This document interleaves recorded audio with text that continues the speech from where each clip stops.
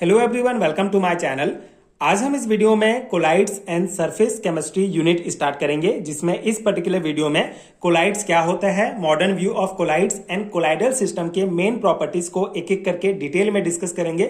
साथ ही साथ colloidal system के डिफरेंट टाइप्स को भी समझेंगे एंड ये प्रॉपर रिटन नोट्स आपको प्रोवाइड करूंगा, जो आपके बीएससी एंड एमएससी लेवल के सेमेस्टर एग्जाम्स के लिए बहुत हेल्पफुल होगा। सो कोलाइड्स, ये कॉन्सेप्ट बहुत इंपॉर्टेंट है। स्टार्ट करते हैं इसके बेसिक कॉन्सेप्ट से। सो कोलाइड्स क्या होता है, अगर हम जनरल समझें तो कोलाइड्स एक ऐसा मिक्सर होता है जिसमें एक सब्सटेंस के छोटे पार्टिकल्स किसी दूसरे सब्सटेंस में यूनिफॉर्मली फैले होते हैं। इनको कोलाइड्स कहा जाता है।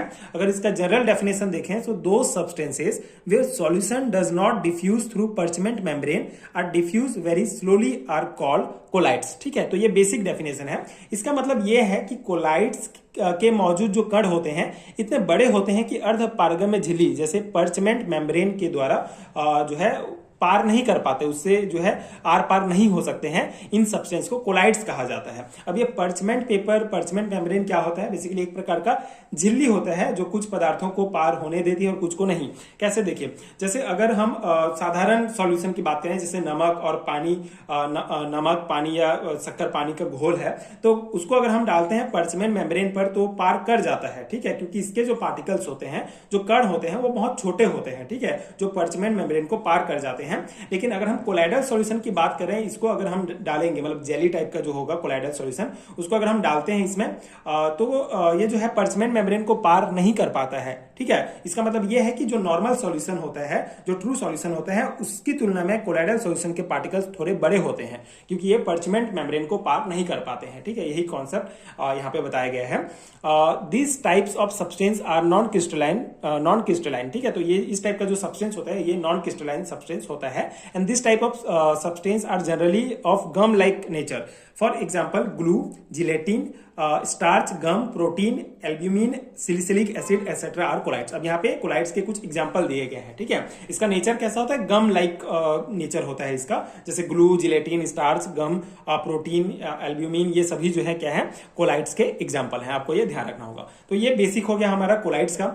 अगर हम मॉडर्न व्यू ऑफ कोलाइड्स की बात करें तो कोलाइड्स को लेकर कुछ मॉडर्न व्यू है। जैसे according to modern view, colloidal state depends upon the size of particles. ठीक है, size of particles in colloids are about 10 to the power -7 centimetre to 10 to the power -15 centimetre. ठीक है, तो बेसिकली मॉडर्न व्यू के आधार पर जो colloidal state है वो पार्टिकल्स के साइज पर डिपेंड करता है। ठीक है, तो साइज क्या होना चाहिए, मतलब मॉडर्न व्यू के आधार पर कोलाइड्स का साइज 10 की घात -7 सेंटीमीटर से लेकर 10 की घात -15 सेंटीमीटर तक माना गया है। Size of particle distributed in true solution, colloidal solution and suspension are different. ठीक है, अब यहाँ पे एक देख सकते हैं, true solution, colloidal solution and suspension solution के जो साइज है उसको यहाँ पे रिप्रेजेंट किया गया है, जिससे आपको समझ में आए कि कोलाइडल सॉल्यूशन का साइज कैसा होता है। ठीक है, बेसिकली ये ट्रू सॉल्यूशन है।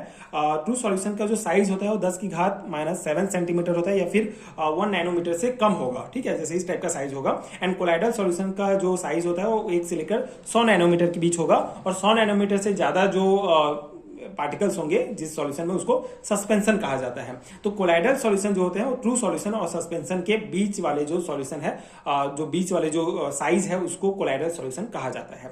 Thus the size of particles in colloidal solution in between the size in true solution and size of suspension. Colloidal solution lies in between true solution and suspension. ठीक है, दोनों के size के दोनों suspension से छोटा होगा और ट्रू सॉल्यूशन से बड़ा साइज होगा। तो ये बेसिकली ट्रू सॉल्यूशन और सस्पेंशन के बीच का जो स्टेज होता है उसको कोलाइडल सॉल्यूशन कहा जाता है। तो ये बेसिक हो गया। अब इसके मेन प्रॉपर्टीज की अगर हम बात करें तो कुछ इंपॉर्टेंट प्रॉपर्टीज हैं। जैसे पहला है, colloidal system is heterogeneous system. ठीक है, हेट्रोजीनस सिस्टम मतलब कि बेसिकली मिश्रण को देखने पर, थोड़ा सा जांच करने पर उसके घटक को अलग अलग पहचाना जा सके, उसको जो है हेट्रोजीनस सिस्टम कहा जाता है। जैसे सिंपल एग्जांपल देखें तो रेत और पानी का मिश्रण है, तो इसको अगर हम देखेंगे तो हमको रेत को अलग कर सकते हैं, पानी को अलग कर सकते हैं। तो इस टाइप के जो मिश्रण होते हैं, मिक्सर होते हैं, उनको क्या कहा जाता है, हेट्रोजीनस सिस्टम कहा जाता है। सेम उसी प्रकार जो कोलाइडल सिस्टम होता है वो हेट्रोजीनस सिस्टम होता है, मतलब इसके जो दो अलग अलग फेज होते हैं उसको अलग किया जा सकता है। मतलब यहाँ पे दो मेन इसके फेज आपको ध्यान रखना है। टू टाइप है, dispersed phase and dispersion medium. ठीक है, अब ये क्या होता है disperse phase and dispersion medium? Simple सा आप याद रख सकते हैं, डिस्पर्स फेज मतलब कि बिखरा हुआ घटक, मतलब किसी भी, ये हमारा कोई सॉल्यूशन है, ठीक है। एग्जांपल ले लेते हैं, दूध जो है एक कोलाइड है, ठीक है। तो दूध में जो है ये जो फैला हुआ रहेगा ये हमारा क्या है, दूध है, ठीक है। तो ये क्या होगा, डिस्पर्स फेज है, ठीक है। ये बिखरा, सॉरी ये जो दूध है ये बेसिकली हमारा डिस्पर्सन मीडियम है, ठीक है। और जिसमें जो घुलेगा उसको डिस्पर्स फेज कहा जाता है। जैसे दूध में जो है कहीं कहीं पर आपको फैट्स के पार्टिकल्स दिखेंगे, तो जो फैट्स के पार्टिकल जो कहीं कहीं पर फैले हुए हैं ये क्या है, हमारे डिस्पर्स फेज हैं। और जिस मीडियम में जिसमें ये फैला हुआ है जैसे दूध, वो क्या है, हमारा डिस्पर्सन मीडियम, ठीक है। तो फैलाने वाला जो है वो डिस्पर्सन होगा और जिसमें फैला हुआ है वो डिस्पर्स फेज होगा, ठीक है। तो ये आप ध्यान रखेंगे।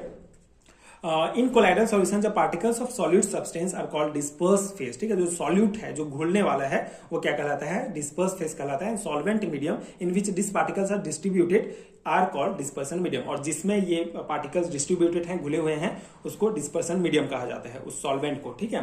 सॉल्यूट क्या है, हमारा डिस्पर्स फेज है, एंड जो सॉल्वेंट है वो डिस्पर्सन मीडियम है, ठीक है। तो ये आप ध्यान रखेंगे, ये बहुत इंपॉर्टेंट कॉन्सेप्ट है ये वाला, ठीक है। अब यहाँ पे और अगर हम देखें तो यहाँ पे ये सिंपल सा आप ध्यान रखेंगे, कोलाइडल सॉल्यूशन किससे मिलकर बना होता है, disperse phase plus dispersion medium से मिलकर बना होता है, ठीक है।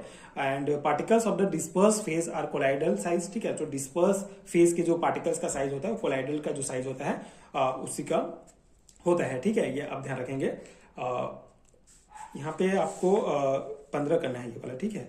10⁻⁻15 सेंटीमीटर है, तो ये हो गया। सेकेंड, अगर इसका प्रॉपर्टी हम देखें तो colloidal particles can not be seen by microscope, ठीक है। इवन बाय माइक्रोस्कोप से भी हम इसके पार्टिकल्स को नहीं देख सकते हैं। And colloidal particles pass through parchment membrane slowly, ठीक है। पार्चमेंट मेम्ब्रेन से या तो पार नहीं हो पाते या बहुत ही स्लो जो है ये पार होते हैं। Colloidal particles pass through filter paper से पास हो जाते हैं। Colloidal particles are either positively charged और नेगेटिवली चार्ज होते हैं, ठीक है। ये पॉजिटिव चार्ज या नेगेटिव चार्ज होते हैं। No effect of gravitation on colloidal particles, ठीक है। ग्रेविटेशन का कोई इफेक्ट नहीं पड़ता है कोलाइडल पार्टिकल्स में।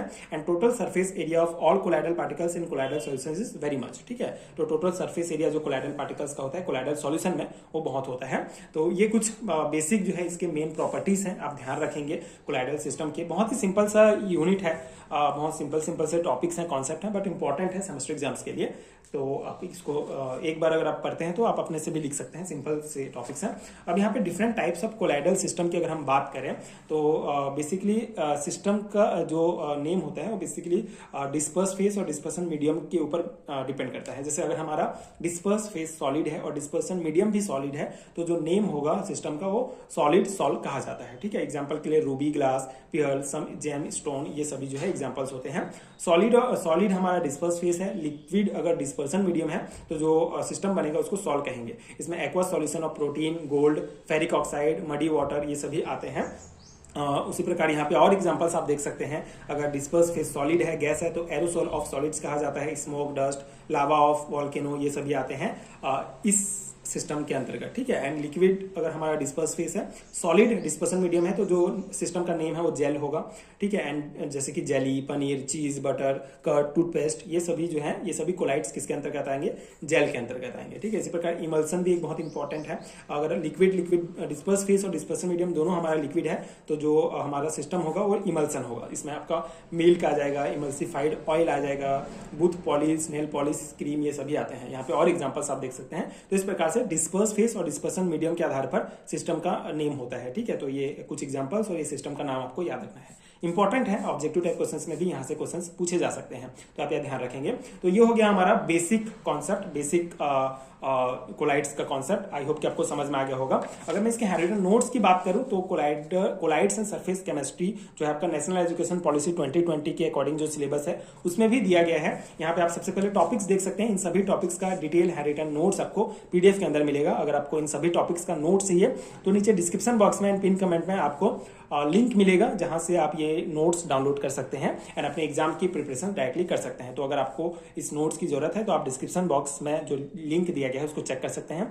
इसके अलावा स्क्रीन पर आपको एक व्हाट्सएप नंबर भी दिख रहा होगा, उसमें भी आप मुझे पेड हैंडरिटन नोट्स के लिए कांटेक्ट कर सकते हैं। एंड अगर वीडियो हेल्पफुल है तो आगे की वीडियोस देखने के लिए चैनल के साथ जुड़े रहिए। Thank you so much for watching.